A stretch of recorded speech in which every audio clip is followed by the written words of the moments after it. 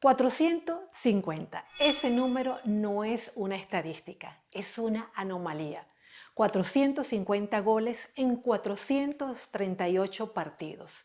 Un promedio de 1,03 goles por partido durante 9 temporadas en el club más exigente del mundo.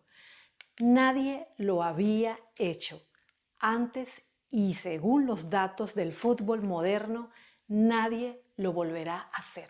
Pero aquí está la pregunta que nadie hace cuando habla de Cristiano Ronaldo. ¿Por qué el mismo Real Madrid, que lo hizo posible, ha construido un sistema para que eso nunca vuelva a pasar? Bienvenidos a Susana Resiste. Hoy no vamos a hablar de fútbol, vamos a hablar de algo más universal. El momento en que un sistema crece tanto que ya no necesita a sus héroes. Cristiano Ronaldo. Cristiano no fue solo el mejor futbolista de su generación, fue el último héroe individual de una era que el propio Real Madrid cerró deliberadamente cuando se fue. La pregunta no es si Mbappé puede igualar sus números, es ¿qué pasa cuando el sistema que necesitabas para brillar decide que ya no te necesita? Eso no es solamente fútbol, es carrera, es vida y los estoicos tienen algo que decir. En el año 2009, el Real Madrid pagó 94 millones de euros por Cristiano. Fue una apuesta pura en un solo hombre. Ese hombre generó el retorno más brutal en la historia del deporte moderno. En su primer año, imagínense, vendieron más de 1 millón de camisetas. El 90% del marketing del club giraba alrededor de una sola cara. ¿Esto funcionó? Claro que sí, Dios mío, que funcionó y muy bien. Pero el Real Madrid de 2026 factura 1.045 millones de euros. Esto al año. La primera organización deportiva en romper esa barrera. Y tiene una deuda de 1.170 millones. Esto por la reforma que tuvo el Santiago Bernabéu. Cuando manejas esas cifras, pues ya no puedes apostar todo a un solo hombre. El Bernabéu renovado genera nada más y nada menos 365 días al año, todo el año, entre conciertos, NFL, convenciones. No necesitas que Cristiano Ronaldo marque para pagar sus facturas. Pero hay algo que la mayoría de los analistas no mencionan. El Real Madrid construyó un sistema más grande que cualquier jugador, no solo por razones financieras, lo hizo porque la era de Cristiano demostró algo aterrador. Cuando un solo hombre es más grande que la institución, pues la institución pierde el control. Cuando Cristiano se fue a la Juventus, les cuento que las acciones subieron más del 100%. Cuando se fue de la Juventus, cayeron en picada. Un solo hombre moviendo la bolsa de valores de un club. Eso realmente es poder y es exactamente lo que el Real Madrid decidió que nunca más podría ocurrir. La pregunta no es si alguien tiene el talento de Cristiano, es si el sistema permitiera que crezca otra vez alguien igual. En lugar de apostar todo a un solo hombre, el Real Madrid de hoy distribuye su peso narrativo entre varios jugadores. Estos cubren mercados estratégicos. Por ejemplo, Mbappé activa el mercado francés, Bellingham el inglés, Vinicius y Endrick el brasileño, Arda Güler el turco. Esto no es fútbol, es gestión de riesgo corporativo aplicada a personas. Si uno falla, pues los otros sostienen. Si uno genera un escándalo, los otros siguen generando engagement. El marketing actual prefiere 10 mini cristianos generando momentos virales constantes que un solo mito central.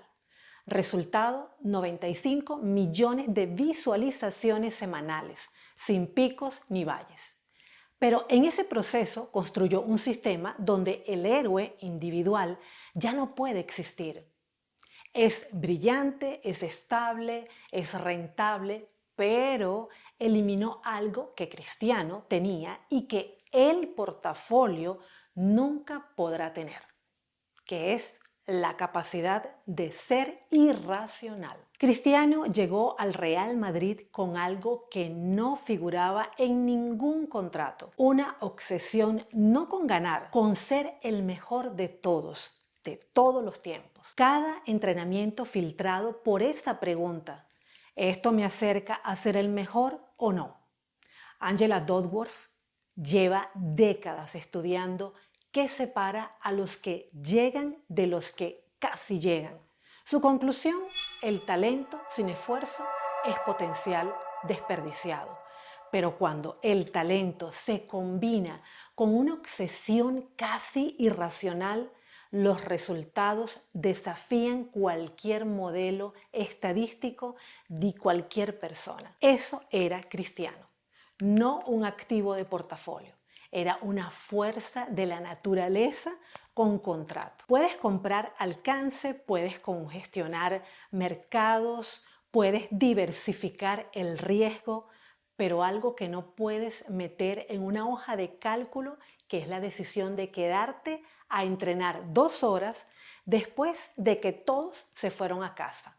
Eso lo hacía CR7. Oye, si la idea del grit como ventaja competitiva te genera preguntas, en el gritcast.com tenemos un episodio dedicado a la ciencia detrás del esfuerzo sostenido.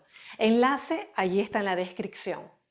Y si todavía no te has suscrito a nuestro canal, pues este es el mejor momento. Activa la campanita y dale un like. Hay un dato que casi nunca se menciona y cuando lo escuchas por primera vez realmente duele. Cristiano se fue en el año 2018. Ese mismo año el club ganó su tercera Champions consecutiva con él. El año siguiente, sin él, cayeron en octavos contra el Ajax. Pero el club no entró en crisis. No hubo colapso, no hubo pánico financiero. Los ingresos siguieron subiendo. Y eso, paradójicamente, es el mayor homenaje que el Real Madrid le pudo hacer a CR7. Lo que construyeron juntos fue tan sólido que la institución aprendió a caminar sola. ¿Qué pasa cuando das todo de ti para construir algo más grande y ese algo decide que ya no te necesita? El mundo de 2009 permitía construir mitos que duraban una década. Partido el sábado, análisis el lunes, portada el martes. La narrativa se construía totalmente con el tiempo.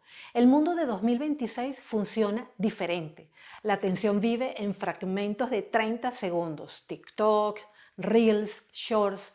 No hay espacio para la narrativa de 10 años. En ese ecosistema, el modelo de portafolio gana siempre. Hay alguien que está siempre generando un momento viral. El algoritmo, por supuesto, está feliz, pero el misticismo se pierde. La grandeza individual se diluye. Cristiano llegó en el momento exacto en que los dos mundos coexistían. El viejo que construía leyendas y el nuevo que las amplifica. Tuvo lo mejor de ambos. Esa ventaja y esa ventana sin duda se cerró. Ahora volvamos a los números. Para entender la escala de lo irrepetible, imagínense 105 goles en 101 apariciones europeas, 44 hat-tricks totales, un promedio superior a un gol por partido, y esto durante 9 temporadas. Mbappé tendría que mantener esa cadencia durante casi una década para igualar esa cifra.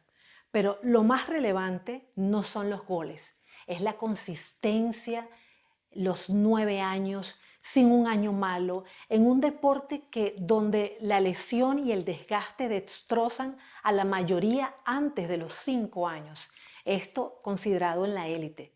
Eso realmente es un talento, es disciplina llevada a un nivel que la ciencia del deporte todavía intenta comprender. Aquí está la gran reflexión y lo más importante. El Real Madrid construyó un sistema más grande que cualquier individuo. Estabilidad, rentabilidad, resiliencia institucional. Pero también construyó un sistema donde el grit en su forma más pura es simplemente un insumo dentro de una estrategia de portafolio. Y aquí es donde el estoicismo tiene algo que decir. Marco Aurelio escribía: haz lo que la naturaleza requiere. Actúa ahora, no mires alrededor para ver si te van a reconocer. El trabajo mismo tiene que ser la victoria. Cristiano volvió eso, entrenó cuando nadie miraba, mejoró cuando ya era el mejor, siguió cuando tenía todos los motivos para conformarse. El sistema que construyó eventualmente creció más que él y lo expulsó con elegancia corporativa. Pero los 450 goles siguen allí y ningún modelo de portafolio va a borrarlos. ¿Qué te llevas de hoy? ¿Qué te llevas de este episodio? 1. El contexto que hizo posible a Cristiano, que fue una ventana histórica que se cerró. No es nostalgia, es economía. 2. El modelo de portafolio es más estable y rentable. También es menos humano. 3. El grit de Cristiano no es replicable por un algoritmo. Sigue siendo ventaja individual. 4. Los sistemas siempre crecerán más que los individuos. La pregunta es: ¿qué dejas construido antes de que eso pase? 5. Los 450 goles son el argumento más poderoso contra la idea de que el esfuerzo irracional no tiene lugar en el mundo moderno. Cristiano fue el punto de encuentro perfecto entre el mito deportivo y el inicio de la era del marketing global. El mundo que lo permitió ya no existe, pero la pregunta que él nos deja sigue siempre vigente. ¿Cuándo fue la última vez que diste todo de ti? No porque alguien estaba mirando, sino porque esa era el estándar que te habías puesto. Si este episodio te hizo pensar, pues compártelo con alguien que esté en medio de una decisión difícil sobre su carrera. Suscríbete a nuestro canal y visita elgritcast.com. Aquí no se viene a rendirse. Hasta la próxima.